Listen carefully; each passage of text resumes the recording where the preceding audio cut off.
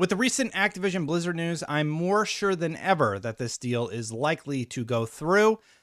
And so are a lot of other people who really want it to go through. So let's talk about all the news that has happened, especially this most recent story. Let's dive in.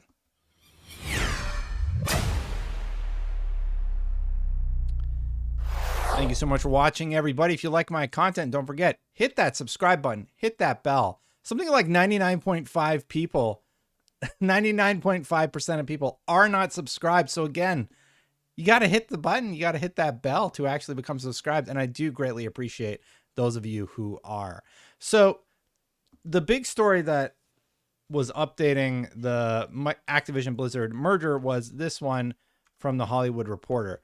Basically, the fact that a major workers union has backed the Microsoft Activision deal in the FTC letter. Now, if you haven't been keeping up, you might remember that Microsoft basically said they're going to take a hands-off approach when it comes to unions. Some people in videos the past, myself included, also brought up the fact that there have been some sort of sketchy issues like a decade ago with Microsoft and a union. And I broke that one down in another video I'll link to. But now Microsoft is like, yeah, sure, we don't care if you have a union, or we're not going to interfere with it. So that's sort of the status of things. And now a major workers union has actually said, yeah, you know what? This deal seems totally fine. So basically, the Communication Workers of America, which successfully unionized the subset of workers at the video game holding company in May, said on Thursday that a labor neutrality agreement reached with Microsoft will give employees a seat at the table. So that sounds great, right? After reaching a labor neutrality agreement with Microsoft earlier in June, the Communications Workers of America has sent a letter to the Federal Trade Commission supporting the tech giant's $68.7 billion acquisition of Call of Duty maker Activision Blizzard. Now, if you remember, we had Hogue Law on the channel, and he talked about like what would actually make a deal like this stop, and it was if there would be adverse effects to employees. So this unionization voucher, not voucher, what's the terminology? Backing that Microsoft is getting is pretty significant for them. It's what the FTC was concerned about in regards to people getting a fair treatment at the company and making sure that they get what they want. And I have pointed out in previous videos that Microsoft is very highly regarded as a company and a company that people want to work for. Benji Sales tweet said basically, the Communication Workers of America, the largest communications and media labor union in the U.S., has officially backed Microsoft's Activision Blizzard acquisition. I said that out of order, but yeah. The CWA has sent a letter of full support for the acquisitions to FTC leadership. So they've also said to the FTC, hey, we back this, just so you know. So I think that will cause the FTC to sort of calm down. And this Twitter user right here said, so the shareholders want this deal, and he's referring to the fact that they voted for the deal recently. The board wants this deal, and the board voted on it. They also want it. The union wants this deal, so people in the union want this deal. And most importantly, gamers want this deal too. And I assume he's talking about the gamers who know that the game is going to be cross-platform. Let it happen. But then, he said one weird thing here. By the way, like many other gamers, I got shares and was able to vote for enabling this. Okay, well, that's cool. But I think his other points do stand that, yeah, it seems like people mostly want this, and it seems like it'll be okay. Continuing with the story.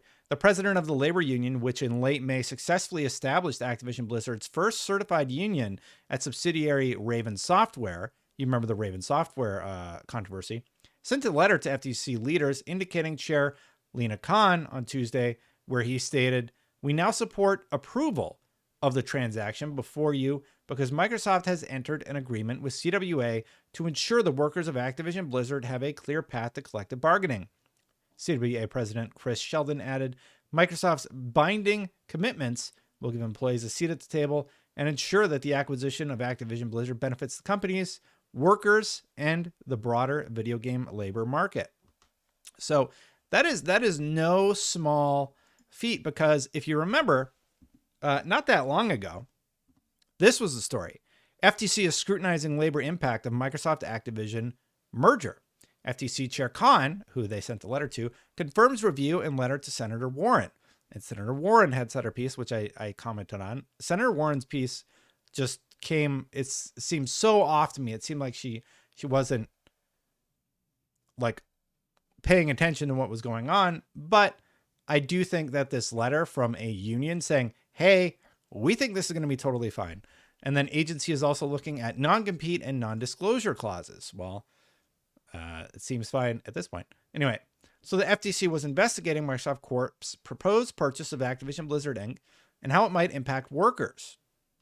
And they were diving into that quite a lot. And some other recent news about the whole deal was that Activision Blizzard's, the shareholders had voted in favor of it. Activision Blizzard stockholders vote in favor of $68.7 billion sale to Microsoft. And the long and the short of that one is they're going to make a metric ton of money if it goes through, because the stock will rise, them being folded into Microsoft.